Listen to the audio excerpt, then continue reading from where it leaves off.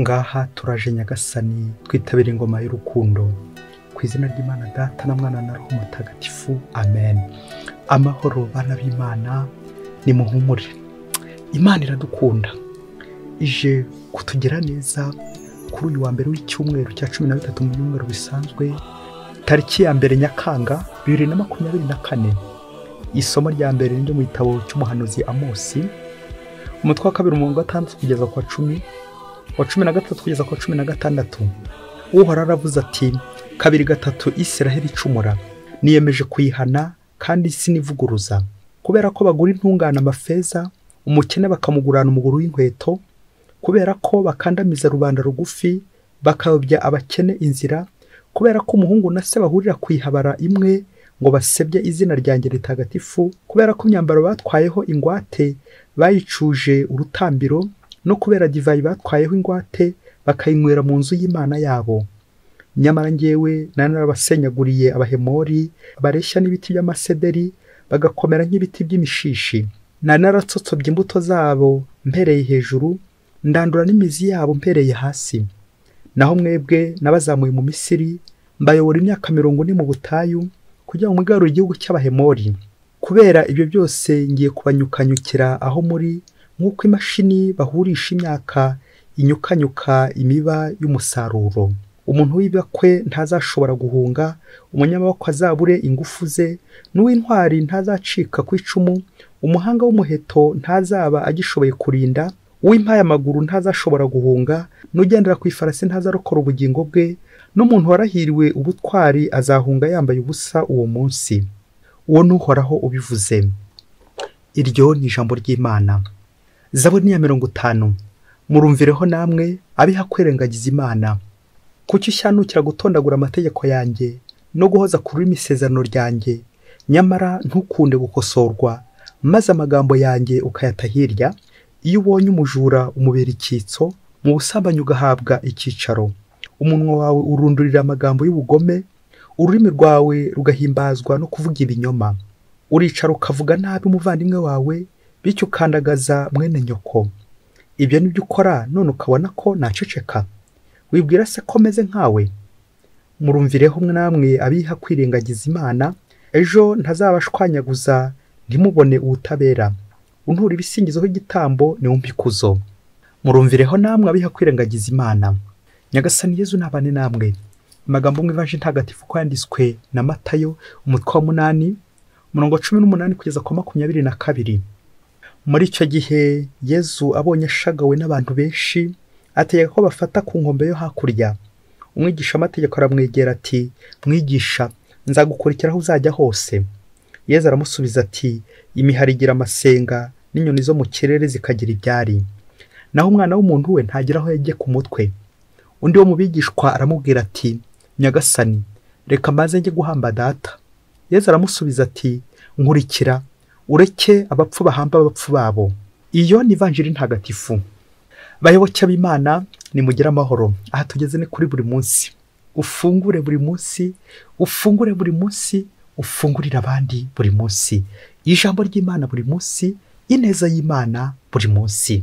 Hari ibyaha Yezu yagiye avuga ati, ibyaha byose mwakoze bizababarirwa, ariko hari kimwe yazigarutse ati, iki cyo ntabwo muzacyabarirwa. Ni icyaha bita gutuka Roho Mutagatifu. Icyaha bita gutuka Roho Mutagatifu gishingiye cyane mu kunangira, gishingiye cyane mu kwihakana imbabazi z'Imana. Iyo cyaha gishingiye kunangira kugeza ku ndunduro, kwanga guhinduka kugeza ku ndunduro, kwanga kuva ku izima kugeza upfuye. Icyo nicyo bita icyaha cyo kunangira. Rero amasomo kizaza duteguriye umunsi aradufasha kuzirikana kuri icyo cyaha ububi bwacyo, icyo cyaha kijyana mu rupfu, urupfu nangiye kuvuga rwa burundu, icyaha cyo kunangira. Naho rero uze gucunga, ushobora kuba cyaratangiye gukwibasira, igihe ashobora kukugira inama ati, nyaboneka biri ugiye gukora ntago ari byiza. Ibi bintu wabyihoreye. Baca umugani mu Kinyarwanda ngo, igihe urukizabyara igihunyira ukibona hakiri kare. Nawe rero mubyeyi, umuntu nazaga kuburira ati, waretse ibintu wabiretse, ukanangira, kandi nawe uzi ukuri kwabyo. Nuko rero ubasha bw'ikuzimu bukagutwikira, bikaza kurangira kwa kuri ukagupfukirana, ikinyoma ukagiha intebe, uko nuko unangira.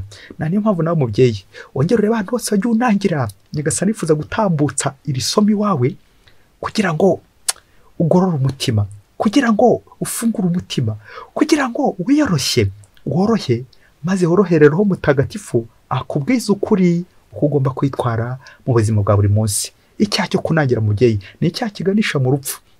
Erega gupfa ntabwo ari ukugushyira muri serike mu isanduku ngo baterereho agataka gusa, ahubwo ushobora no gupfa uhagaze, ukabona uri kugenda ariko warapfuye uhagaze. Nguko gupfa kuri roho, kubura Imana. Kunangira ni ukubura Imana. Twumvise mu isomo rya mbere Imana ibabaye cyane ikemera gutuma umuhanuzi Amosi. Imana irababaye kubera iki? Abakungu, abakire bari kurindagiza abakene, abanyamaboko bari gutsikamira ba nyarucari, bene ngofero n'abuzukuru ba rushati bari kubakandamiza, bari kubakandagira. Kubera iki? Bari kubakandagiza ibintu, bari kubakandagiza ubushobozi, ubushobozi, amafaranga n'ibindi byinshi cyane. Nuko bakagenda babagura bakurana. Ibyo bikabaza Imana. L'injustice sociale, ubugome, uburiganya, kunangira, gutsikamira abandi, kurenganya abandi, ibyo bibabaza Imana. Umva, mu bintu bibaza Imana nuko umunyamaboko ari kurenganya intabwa, kandi rero akagombye kumurengera. Babyeyi, iki cyaha rero gikibita kunangira. None Imana irabonamo amahano akomeye cyane muri iri somo. Twumvise Imana ivugana iri hejuru, uburakari, kubona abantu bashinzwe imbaga y'Imana, kubona abakuru, kubona abakomeye aribo bari gutsikamira abanyantege nke. Imana irababara. Imana mva akarengane k'umunyabyaha, Imana mva akarengane k'umunyantege nke. None ngaha Nyagasani agiye kubatabara. Ngiye icyaha kizaganisha mu rupfu niba waranze guhinduka. Warahindanye nyine. Nyagasani yifuza ko wahinduka ariko nturi kubishaka. Yagutumyeho abantu, aguha ibimenyetso byinshi ariko wanze guhinduka. Nuko Nyagasani agaca iteka ati kubera ibyo byose yarondoye byinshi cyane, ngiye kubanyukanyuka nk'uko imashini bahurisha imyaka inyukanyuka imiba y'umusaruro. Uwo no haraho bivuze. Nawe rero wongera urebe niba utarihinduye umunyamaboko, umunyagitugu, uri umushumba, ushobora kuba ufite inkoni y'icyuma ikubita abandi aho kugira ngo uyobore abandi ibayobore mu ijuru. Kunyukanyuka. Imana rero nawe irakuburiye, nanjye iramburiye. Twe dukandamiza abandi, twe twanze kuva ku izima, twanze guhinduka, tukinangira umutima. Niyo ntero y'umuririmbyi wa Zaburi ukuburira nanjye akamburira, kuko twakoze amahano, twanze guhinduka, turikomeyeho, twafunze umutwe, tunangira n'umutima. Ati murumvireho namwe abiha kwirengagiza Imana. Amen. Iyo numvise Nyagasani antumyeho buri munsi, akongera ati ariko kiri uri gukibona, kariya karengane uri gukabona, biriya bintu biri kugutwikira uri kwibona, uwo mutima ufite mubi uri kuwubona, ugakomeza ukanangira. Amaherezo nyine y'umuntu unangira n'urupfu, kandi n'urupfu rwa burundu. Kandi byaba muyobozi, turi abayobozi, ariko niba tutayobora ku Mana zero, niba turi kuyobora tukayobora ibintu gusa ariko nta buntu bw'Imana burimo, turashaka iki? Wagize ngo ubwo si urupfu? Ivanjiri umunsi irazi dusubiza twe tunangiye, itwereke uburyo tujya twishyira mu myanya. Kumvise abashaka gukurikira Yezu aramureba akabona ari kumuryajya uwaje ngo agiye kumukurikira. Yezu akamubwira ati ntibishoboka, iyo wabishobora ndakuzi. Yezu arakureba nanjye akandeba, akabona ko hari ibyo turi kwihangishwaho bitari byo, akabona ko tutari mu mwanya wacu, akabona ko turi gushaka kujyaho atatwohereje. Nuko Yezu ngo yihamagarira undi, bishatse gutwibutsa ko ari Nyagasani utugenera. Ariko icyo nshaka gutindaho ni imvugo Yezu avuze isa n'ikangaranye, nk'uko n'isomo rya mbere naryo ryaje rifite imvugo ikakaye, nanjye kuvuga irimo amahane, akora kugira ngo Yezu yongera dukebure kuko twarenze ihaniro. Ubwo hari umwe washatse gutanga impamvu yuko abaretse gukurikira Kristo, nuko Yezu akamubwira ati mureke abapfu bahambe abapfu babo. Amen. Ese Yezu kuvugira ijambo nuko yaratukanye, nuko yashatse kwita ababyeyi buriya musore abapfu? Oya, ahubwo umubyeyi ijambo abapfu turyumve ku buryo bubiri. Icya mbere nuko muri Bibiliya bavuze umusazi, l'insensé, ndetse n'umupfayongo ni umuntu wese ukora nabi, ni umuntu wese utegera Imana, l'impi, ni umuntu wese ugendera mu nzira za sekibi, ni umuntu wese ukora icyaha. Uwo bamwita umupfayongo, l'insensé, umuswa, kure y'Imana. Kongera twibutse aha hambere ko umuhanga ari ushakashaka Imana agahunga icyaha. Igihe cyose rero washatse kugundira icyaha, kwanga kuva ku izima, uzamenye ko nawe uri umupfayongo, uri umuswa lesanse. Icyo ni cya mbere. Igisobanuro cya kabiri cy'umupfu, umupfu ni umuntu udakurikira Kristo. Nta mukurikira, ushobora no kumukurikira ariko utamukurikiza, nabyo ntago biraba urupfu rutoya. Nguko gupfa. Umupfu ntago ari uyu wapfuye akavamo umwuka, ce n'est pas la mort physique, ahubwo ni urupfu rwa roho. Abanga gukurikira Kristo, ukikurikirira ibintu, ukikurikirira abantu, babandi baguha amafaranga, babandi bakundaho ibintu byinshi cyane byo kuri isi, ariko ukibagirwa ubuntu bw'Imana. Aho ngaho uri umupfu. Umupfu wese ni ukurikira ibintu ndetse agakurikirana n'abantu abanyamaboko, ariko akirengagiza ubuntu bw'Imana. Urwo ni urupfu kandi rwa burundu. Uko nuko nagira. None Yezu nawe aje kugukebura ati reka nyaboneka, reka fu hamwe bapfu babo. Nawe rero igihe cyose udakurikiye Kristo ahubwo ukikurikirira ibintu, uzamenye ko uri hafi gupfa. Ari urupfu urugaragarira amaso ndetse n'urupfu rwa roho. Tekereza nawe ukurikiye ibintu ariko umutima wawe waragiye, ntugikurikiye Yezu, kandi urasenga ugasingiza data, urapfukama mu kiliziya, ntusiba misa, ntusiba amasengesho, ni wowe rwose w'intangarugero, ni wowe muyobozi urimo avuga ari kijyano kibazo iyo rijya bikakuyobera, ariko wasanga ukurikiye ibintu udakurikiye Kristo. Kandi byaba nirinze kuvuga ko uri umupfu. Imana imbabarire, nanjye imbabarire, twese tubabarire, ariko ntabwo ari njye bivuze, ni Yezu bivuze. Ututangurikira wese aba ari umupfu. Mubyeyi, wongera urebe niba nawe uyu munsi iri somo niwo ribwira, nanjye n'ingeri ribwira, niba nta twatangiye gukurikira ibintu aho gukurikira Kristo. Nimureke abapfu bahambe abapfu babo. Umunsi umwe hirya kure cyane muri Afurika, ngo hari umusaza umwe, abasore bari barwaje, bishoboke ko barabuzukuru be, nuko bakabazwa nuko uwo musaza akunda inzoga cyane, akanangwa agasinda, ariko indwara zikamwibasira, za diabete, imivuduko, byinshi cyane ibigwara byinshi. Nuko abasore bakabazwa nuko uwo musaza muganga mukwiye ku nzoga ariko akakomeza zinywa. Nuko umunsi umwe bazaza kumubwira bati ubashaka no kumutera ubwoba kuko anatinyaga n'urupfu. Uwo musaza bamubwira bati umva rero muzehe, ibintu ni bibiri, nutava ku nzoga ugiye gupfa, inzoga zizakwica. Nutava ku nzoga, va ku nzoga, gira vuba. Ngaho nawe kuri iyo foto niba umusaza kuko none hagiye kuva ku izima, ntiyongera gusena, ntiyongera kunywa inzoga. Nuko umusaza ngo arabihererana, ngo arababwira ati umva rero sha muze mbabwire, niko hashize icyumweru dushyinguye umupasiteri wandi wabwirizaga mu rusengero, wamaganaga inzoga, pasiteri wa ADEPR, niko ko yapfuye ni inzoga zari zimwishe, yigeze anywa izihe? Tunavuge ko pasiteri ashobora no kujijisha akazinywa kandi yazibuzaga, dore ko babandi bakumira ruswa cyane bakayibuza, rero nayihekenya cyane kurenza abandi, cyangwa abandi bakumira ibyaha ano babikora mwibanga cyangwa n'ahandi hose akanazinywera mwibanga ntawamenya, byo nta buranza muciriye. Nuko umusaza yungamo ati none se sha, ejo bundi hashize ko twashyinguye agahinja k'umwaka umwe, kari kanyoye izihe sha? Ako gahinja kanyoye izihe? Ni inzoga zakishe. Nuko ba basore bareba hirya bareba hino, bibaza ibibaye, babuze icyo basubiza. Nuko umusore umwe ati wagisaza we.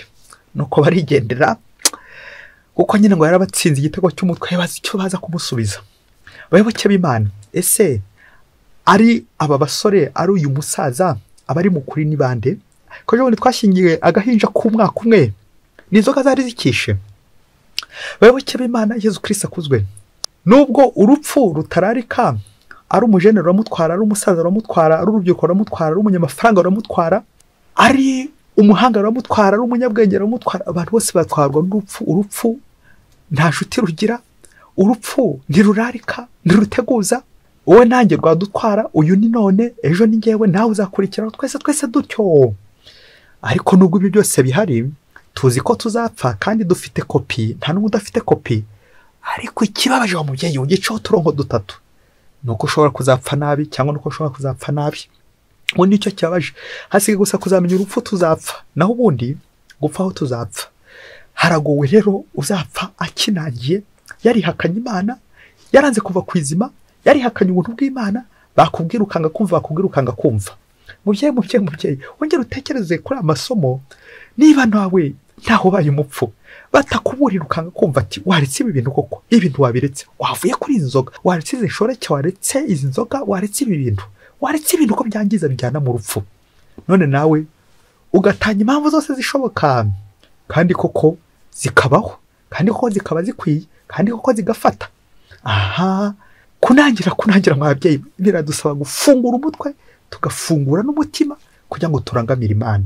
Iyo twazirikana kuri uyu musaza ndetse n'umuzukuru we, nuko nyine ikica abantu ntabwo ari inzoga gusa, abantu bishwa n'ibintu byinshi. Ukomeze uzirikana ibintu biri gukwisha muri no minsi. Niba nawe utari kwishwa no kunangira, waranze kuva kwizima, kwanga gufungurira Imana ngo itambuke ikubwirize. Mu gusoza, ndifuza ko twasoreza ku baturanyi babiri ngo usa kwacaho uturongo tubiri, ukabitondera mubyeyi. Buri muntu wese ngo afite abaturanyi babiri muri iki kinyejana bashobora kuba bari gukora ishyano, ejo n'ejo bundi batazakwica bagakuroga ukaba urapfuye. Kandi byabaha abaturanyi babiri ngaho fora aho baherereye bari ku mubiri wawe. Mubyeyi, ngiye kubavuga, unyihangane, ngiye kubavuga abaturanyi babiri ngo baraturanye nka kurya kamazuru ituranye na gahogo. Ubwo hari iki hagati ya kamazuru na gahogo? Abaturanyi baraturanye, ariko utitonze bagutura hasi, bagutura mu rwobo. Umuturanyi wa mbere dufite muri iki kinyejana utumereye nabi bamwita inda nini. Umuturanyi wa kabiri, mubyeyi, ngiye kumuvuga nawe, ariko mbabarire, umuturanyi wa kabiri ni igitsina. Abaturanyi bombi niba utabazi ubitondere. Udafite umwe umurembeje, ashaka ko ari hafi gukugira amajanja, umwitondere kuko abaturanyi ameze na muri no minsi. Reka duhera ku muturanyi wa mbere, inda nini. Wongera urebe irari dufite ry'amafaranga, kugwiza ibintu, kugwiza imitungo. Umuntu yamena amafaranga, nawe ugahita wasama uti zana ndye.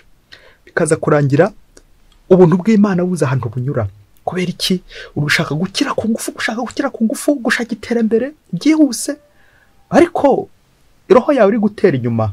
Ubukire, ibifaranga byinshi, bagakumenamo ibifaranga byinshi, bakamena ibifaranga byinshi wawe muri sosiyete yanyu. Nuko nawe uti muzane, nta bindi bisigaye, muzane. Ariko hagati aho roho yawe n'iz'abandi ziri gupfapfana. Uri kunangira, uri kwinjiza amafaranga, ukinjiza ibintu, ukinjiza abantu, reka mvuge babagome, les impies, ariko ukaza kwibagirwa ubuntu bw'Imana. Hari Zaburi igira iti les impies croissent comme l'herbe, fleurissent ceux qui font le mal, mais pour disparaître à jamais. Abo bose banyabyaha, abo bose batuka Imana, urabinjiza ukabinjiza iwawe, ariko amaherezo bameze nka cya cyatsi nyine gikura, ariko amaherezo kikazaraba kigapfa. Nawe rero mubyeyi, nubona abanyamaboko batangiye gukwirenza, batangiye kwa benshi wawe, uzavuga uti amaherezo y'intungane ni ijuru, amaherezo y'umunyabyaha wanze guhinduka, wanze kuva kwizima n'umuriro witeka. Rero muyobozi, wongera urebe niba nta amafaranga ari kugupfukirana, bikarangira abana b'Imana ukororera ikuzimu kubera amafaranga, ugacamwa abana b'Imana ibice kubera amafaranga. Inda nini mubyeyi. Ikintu cyose baguha amafaranga ati ugakora igitandukanye n'Imana, ikintu cyose baguhereza amafaranga ugakora igitandukanye n'Imana, Imana ikabura umwanya mu byo ushinzwe, Imana ikabura umwanya mu byo uyobora. Babayobozi badasenga, babayobozi batagera Yezu, babayobozi badashengerera ngo bumve icyo Yezu ari kubabwira. Ubu se koko umutima wawe kuwishe, umutima wawe guriye ibintu gusa, niyo byagutwara urundi ruhande, amafaranga menshi cyane wayujije iwawe, uza kwibagirwa ubuntu bw'Imana. Bya bindi by'uko nyine ufite urufaranga avuga urufaransa, nawe rero witegure ko iwawe hagiye kuvuga igifaransa, kwirata, kwiyemera, nuko Imana ukayiburizamo. Imana uyu munsi nawe gutumyeho kubi byose nawe bitazamara kabiri, ibyo byose uri kwigira wakomeje kunangira. Nyamara Imana irifuza ko utagundiriza umutima wawe. Ngiyo yandamwe ababyeyi mwe, reka tuzirikane kuri uwo muturanyi wa kabiri, aho muri bamwe ntibaze kundakarira. Umuturanyi wa kabiri rero nawe araturembeje. Nyuma y'irari ry'ibintu, irari ry'abantu, kurarikira, la concupiscence iri ku rwego rwo hejuru, aho ubusambanyi muri iki kinyejana abantu benshi babuhaye agaciro, babuhaye intebe. Ibintu byose bitwara amafaranga, abantu badutwara amafaranga, ubukire bwacu buri kuyongobera kubera iki? Icyo cyaha cy'ubusambanyi, kurarikira, kwanga kuva ku izima, kwanga guhinduka, tugakomeza duhindana mu iraha ry'isi. Nibwo uzasanga umugabo wari utunze ibya mirenge, wajya kumubona ugasanga yafashe nk'akana k'imyaka 5 ku ngufu, ubwo umutungo wose ukagenda nka kurya umwuka ushira mu mupira bari bahaze. Abantu benshi ntibagikora akazi neza kubera kurarikira umukobwa, kubera kurarikira umusore, kubera kurarikira umugabo w'abandi, umugore w'abandi n'ibindi byinshi cyane. Abaturanyi ugasanga igihe cyacu turakibamaraho, ugasanga amafaranga yacu, ugasanga ibyo dutuze byose turabitanga kugira ngo turangize iraha ry'umubiri. Ibyo byose rero birababaza Nyagasani, guhura kwihabara rimwe, umusore na se bagahura kwihabara rimwe nk'uko Mose yabivuze, kugira ngo bandavuze izina ry'Imana. Mubyeyi, Imana irarakaye n'ukuri. Imana irababaye kubona abantu turi gushaka kwiyandavuza, abantu benshi turi guhindana, kandi Imana yifuza ko twahinduka. Hinduka kandi wemere inkuru nziza. Ngabo baturanyi ubitondere, urebe niba nta numwe watangiye gukwibasira muri no minsi, urebe niba nta uri gushaka gukuroga, maze nawe uce bugufi ujye muri kiliziya, ujye muri chapelle, upfuka mu gerezo uti Yezu, abaturanyi koko bamereye nabi, ahasigaye nahawe undengere, undokore, umbe kwicisha bugufi ngomba, maze nakire impanuro zawe, ukumburira, ukoresheje ijambo ryawe, ukoresheje abagaragu bawe, ukoresheje ibyanditswe bitagatifu, maze nanjye umpe gukumva. Ndakubwiza ukuri, nupfukama mu kiliziya, Imana nawe izakubwira, Yesu azakubwira. Ariko twese icyo turushanwa ni uguhunga kiliziya, ni uguhunga Imana, ni ukujya kure y'Imana, ni ukudashaka kumva ijambo rya Yesu. Yaba nicaraga imbere ya tabernakoro, yaba nicaraga mu kiliziya ngashegerera, nabona igisubizo gikwiye, ngumva icyo Yesu ambwiye. Rero ikibabaje muri no si, dushaka kumva impuhera, amagambo y'ibihuha, abantu bose badupakira, abandi bose bari kure y'Imana, aho kumva ijambo Yesu we ashobora gukwibwirira. Muyobozi mutegetse, aho ngaho nawe ujya wicara imbere Yesu ukumva ijambo Yesu akubwira, maze ukayobora urusyo bw'Imana kuri Yesu wabugushinze. Urahirwa niba ubikora utyo. Imana iguhe imigisha n'amahoro, Imana ikugirire neza. Mwese Imana ibahe umugisha. Imana Data na Mwana na Roho Mutagatifu. Amen. Padiri Masumuko Ladislas wa Diyosezi ya Cyangugu.